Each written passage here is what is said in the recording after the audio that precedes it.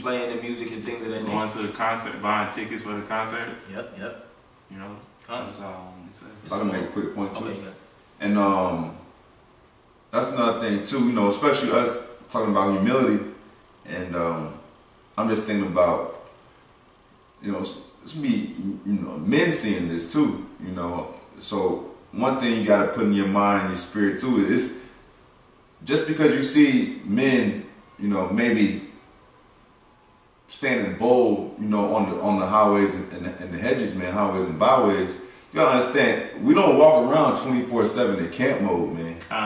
You know what I'm saying? Like, that's only one aspect of what we do. Is being out there, and, you know, and you got to kind of have a certain level of self pride to really go out there and you know and stand out there and, you know, and speak to the people the way that we do. You know, but you best believe in the backdrop, man. It's just as proud as, you know, as, you know, with authority, I should say, you know, that the men of Great Millstone go out there and, you know, and speak, man. It's equally, you know, on the humility side too. You know what I'm saying? As far as when we break bread, man, we break bread, man. You know, we literally try our best to serve our brother, man. You know, to the point you'll literally serve your brother. You know, you'll give him, man, food, give him drink. You know what I'm saying? Money if need be. Money if need be. Be for that. Be there for him in his time of need. So don't just think because, you know, because I just picture, you know, certain men just maybe watching the videos and just, you know, just soaking up that spirit. That's only one aspect of the spirit given to us by Yahawashi, man. There's a very heavy spirit of humility that you gotta embrace in this thing, man. Because that's really how, like we was going into Moses.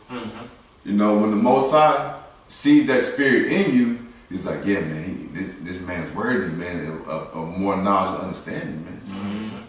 You know? If I know he could deal with him. If I could say too, not to go too far off topic, but that's why brothers have been putting out those videos saying come to the camp, to the highways and byways. You know what I'm saying? Just so you can kind of examine how brothers are. You know what I'm saying? Because you're really not getting everything behind the computer. No, definitely not. You know? Just like the brother said, this is one of many aspects. It's true. It's multi-dynamic. All right? It's multi-dimensional. You just get in one dimension of many, man. You know? And that's why you have to humble yourself and lower yourself to a degree of understanding your people. All right? Because that's why the Most High, He had us to deal with the poor. Even though we know majority of our people are wicked and they're basically pieces of shit, so to speak, there's still certain people that's just entangled in the midst of the wickedness and they're looking to be broken free. That's why we actually go out of our way to pay gas and do all these different things to rescue and save the hopeful elect that's actually in the world as we previously were. All right? We actually, you know, spiritually Superman, so to speak. And that takes a lot of humility. All right? Because we're not fighting the game, get to the top, so to speak. We actually lowering ourselves and gathering our people, and then we're going up as a nation, not individually, just as Moses did. All right, Moses was at the top. He broke himself down. He gathered the Israelites, and they left Egypt, and they went to the Holy Land as a nation. All right, some more on that. Okay. If I could say too before I get into the scripture, but even with Yahawashi, with him doing miracles, you know, healing the blind, that shows humility too. You know, he didn't have to do that. Nah, he didn't have to. You know, but that was his love and his compassion for his people through his humility and his humble approachings, man. This is verse Hebrews 11:25. Choosing rather to suffer affliction with the people of the Most High than to enjoy the pleasures of sin for a season. Yeah, see, he wasn't even taking basically the position of just living the life. He knew that he had to suffer, and he wanted to suffer. He desired to suffer for the sake of actually redeeming his people. All right? And that's what he did. That's why he had multiple people. Hella Israelites, so to speak, a great multitude of Israelites that actually follow him out of the land of Egypt. Him and Aaron, of course, You know, you had the sister Miriam and the captains and the leaders and all these different things. But all these different things was created under the spirit of Moses. Moses established those captains, all right, and elders, and captains of 50s, captains of 20s, and things of that nature. Those were just common slaves, so to speak, common men. But he built them up in the spirit of being leaders, generals, knowing how to fight on the battlefield and knowing how to guard and actually, defend the territory in the spirit of Yahawashi. All right, and that's what we have to emulate. We have to embody the spirit and the essence of these scriptures. All right, and you start to see certain men that like to put it on instead of in them by how you approach them in situations and see how they react. All right, reaction tells a lot about a man's character. And I got a precept still going along the lines of Moses, because we sticking with Moses more so to speak, because Moses was known through his meekness, and the Passover is coming up also, man. And us, through the Spirit of the Lord, if we do right, the Most High will pass over us, and He won't actually drop that axe of judgment, because this is the time where the Most High is going to do a great slaughtering, so to speak. All right, we living in those times.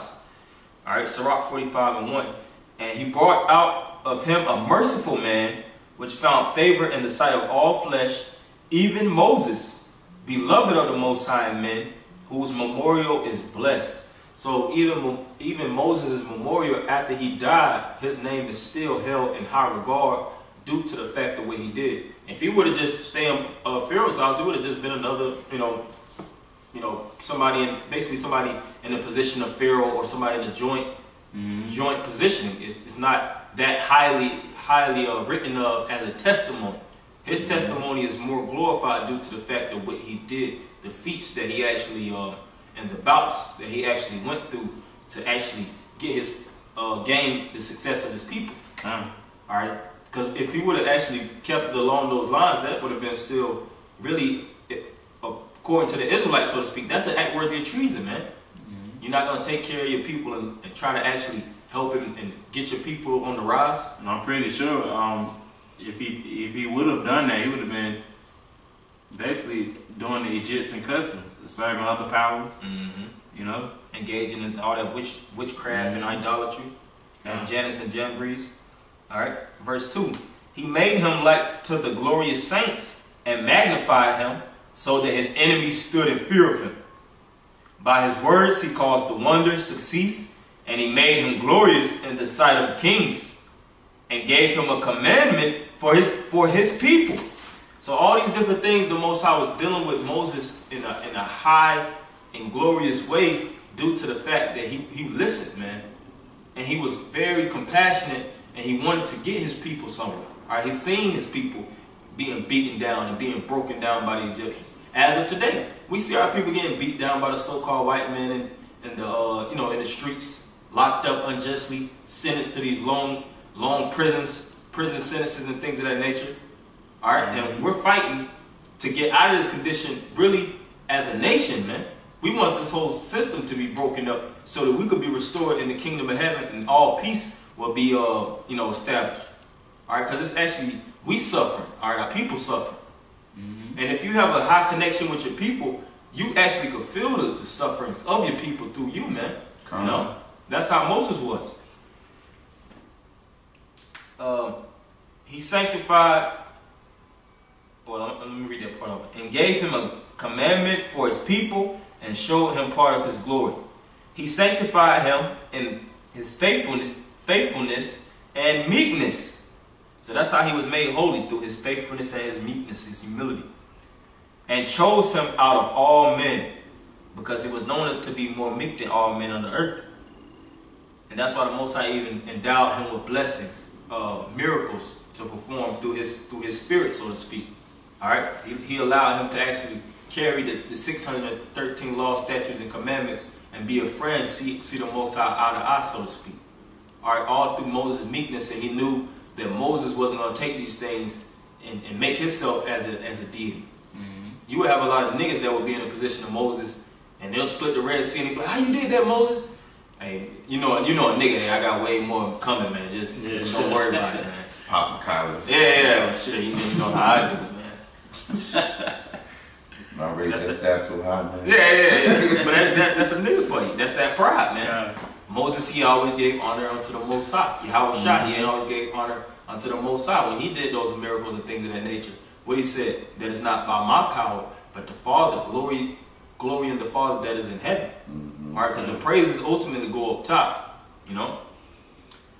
So it says, verse 5, he made him, to hear his voice and brought him into the dark cloud and gave him commandments before his face, even the law of life and knowledge, that he might teach Jacob his covenants and Israel his judgments.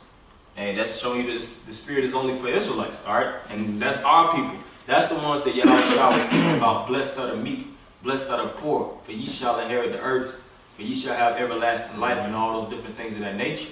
All right? Yahawashi went to the poor men in Nazareth, Galilee, Bethlehem, Jerusalem, all throughout the different coasts of Israel, to where the poor and the weak, the sick, the maimed, the ones that wasn't getting medical care, that wasn't getting taken care of by the Roman establishment, it was through him being the physician to mend the wounds of the broken, all right, to prescribe righteousness unto the spirit of the ones that were stripped away, man.